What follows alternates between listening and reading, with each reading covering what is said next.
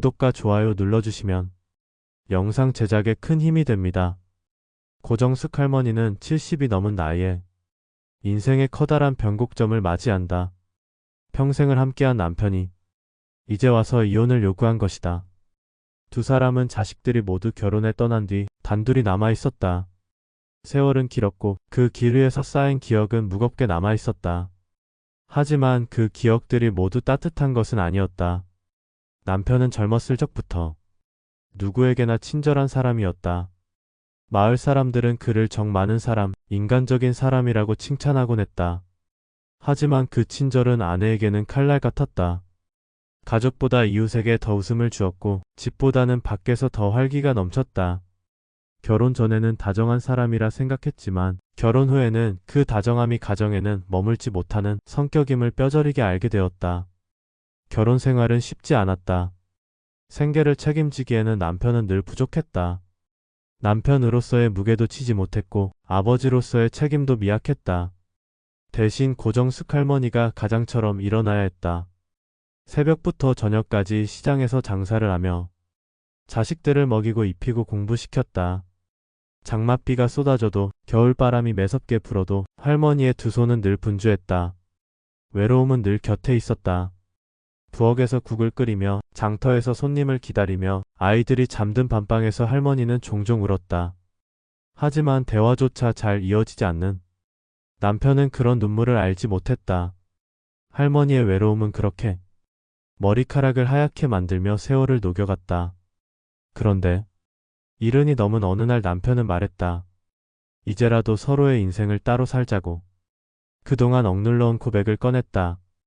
그는 사실 결혼 전부터 다른 여인을 사랑하고 있었으나 어려운 집안 형편의 마을 땅 부잣집 딸인 고정숙 할머니 집에 대릴 사위로 들어간 것이었다. 그 시절은 그랬었다. 사랑해서 결혼하는 게 아니라 부모님이 하라면 하는 것이었다. 할머니의 가슴은 무너졌다. 충격은 배가 되었다. 왜냐하면 그 여인이 바로 자신도 아는 사람이었기 때문이다. 평생을 함께 산 남편의 속마음이 다른 여인에게 있었다는 사실은 화를 넘어 허물로 다가왔다. 하지만 오히려 화는 나지 않았다. 이미 수십 년 동안 정은 다 떨어지고 남편은 그저 자식들의 아버지일 뿐이었기 때문이다. 대신 깊은 피로감이 밀려왔다. 이제 와서 모든 걸 내려놓자는 그의 말은 할머니에게는 더 이상 큰 의미가 없었다. 자식들에게 알리자 자식들은 분노했다. 어린 시절 아버지에게서 받은 상처와 서운함이 다시 떠올랐다. 결국 자식들은 아버지와 인연을 끊겠다며 어머니를 서울로 모셔가 함께 살자고 제안했다. 할머니는 집을 정리하기로 마음먹었다. 고향 마을 이장에게 집과 땅을 팔아달라고 부탁했다. 얼마 후 예상치 못한 큰 금액이 통장에 들어왔다. 그것은 마치 평생의 고생과 희생이 뒤늦게 보상받은 듯한 순간이었다. 서울로 올라온 할머니는 자식들과 따뜻한 시간을 보냈다. 사위와 며느리, 손주들이 모두 한마음으로 할머니를 환영했다. 할머니는 작은 다세대 주택을 마련해 세를 놓고 생활비를 충당하며 여유 있는 노년을 맞았다. 예전 같으면 하루 종일 집안일과 눈치 속에 지냈을 시간이 이제는 자유로 가득했다. 자식들과 여행을 다니고 오랜만에 친척들을 만나 웃음을 나눌 수도 있었다. 돌이켜보면 만약 여전히 남편 곁에 머물렀다면 밥을 짓고 빨래를 하며 무료한 하루를 보냈을 것이다.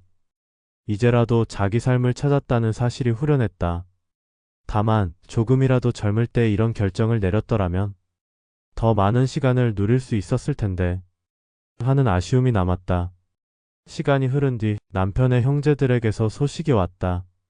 남편은 결국 오래전 사랑했던 여인과 함께 살았으나 병을 얻어 그 여인의 자식들이 그를 보냈다는 것이다.